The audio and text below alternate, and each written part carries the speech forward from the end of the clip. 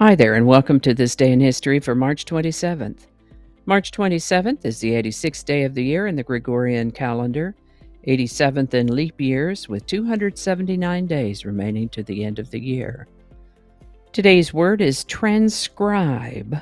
Transcribe is a verb that means to make a written copy of or to make a copy of dictated or recorded material in longhand or by machine, such as a typewriter, or to paraphrase or summarize in writing, to write down or record in writing.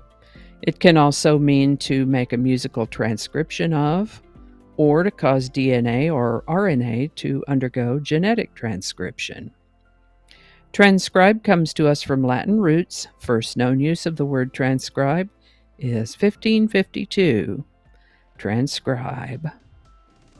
And with that, typhoid fever, also called simply typhoid, is caused by the bacteria Salmonella typhi. Symptoms may range from mild to severe, usually beginning 6 to 30 days after exposure, and typically involves a fever, weakness, abdominal pain, headaches, sometimes a rash, and if severe enough, can result in death. Typhoid is spread by eating or drinking contaminated food or water, so risk factors include a lack of clean drinking water and poor sanitation, along with poor personal hygiene. People who have survived a previous exposure to typhoid are less likely to be severely affected, and people exposed to typhoid for the first time are typically more severely affected. That said, in 1900, a woman named Mary Mallon took a job working as a cook for a family in Westchester County, New York. Within 2 weeks, people began getting sick. In 1901, she moved to Manhattan and started working for another family. When members of that household became ill, she moved on and went to work for a family of a lawyer. 7 of the 8 members of that household became ill. She left there and went to work for another well-to-do family. This went on one after another, Mary going to work as a cook for a family, members of that family becoming ill, and Mary leaving that family to go work for someone else. Typhoid outbreaks typically occur in unsanitary conditions. It's one of the things to be careful about in disaster situations where clean water becomes unavailable. So it was remarkable and alarming that these well-to-do households with running water and ordinarily sufficient facilities were coming down with typhoid, some cases fatal. A private detective had been hired to run down the source of the infection. Eventually, he discovered the one thing that all these typhoid cases had in common, and that was Mary Mallon. And she appeared to be perfectly healthy herself.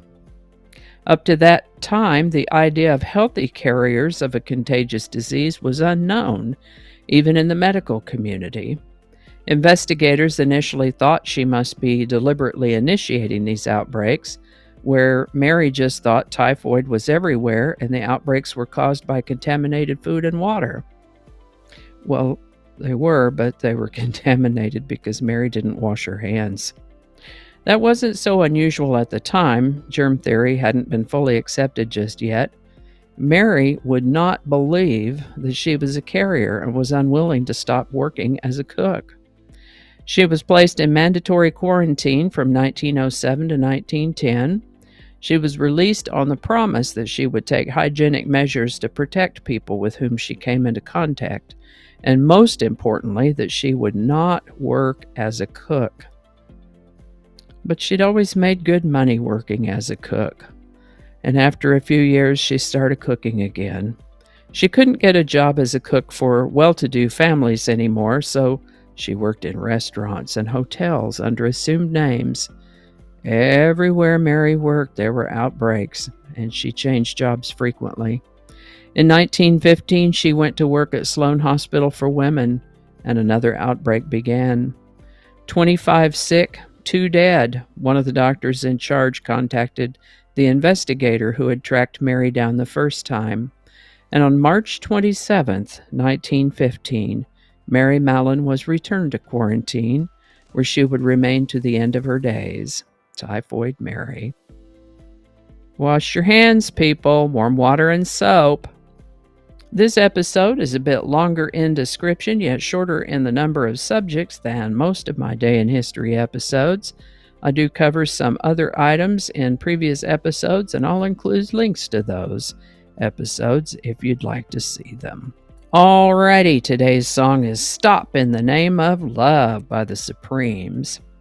Another hit written by the Dozier Holland writing team at Motown Records. As is so often the case, the song was inspired by an actual event experienced by one of the songwriters. Lamont Dozier said that his girlfriend had cheated on him, and they had words over it. And in the heat of the argument, he said to her, "Baby, please stop in the name of love before you break my heart." Nearly everything can serve as inspiration to a creative, can't it? The song was written, the Supremes recorded it in January of 1965. It was released in February, and here we are, number one on the Billboard Hot 100 on March 27, 1965, for the first of 2 weeks. Stop in the Name of Love by the Supremes. Link in the description. And I think that's going to do it for us today. Thank you so much for watching. Consider subscribing if you haven't already. Feel free to share this video with a link in your email, messaging, or social media. If you enjoy this series, you can check out the playlist that contains these videos. I'll put a link to that in the description. That description lives on YouTube, so for other platforms, I'll include the link to my blog page. That is called No Really.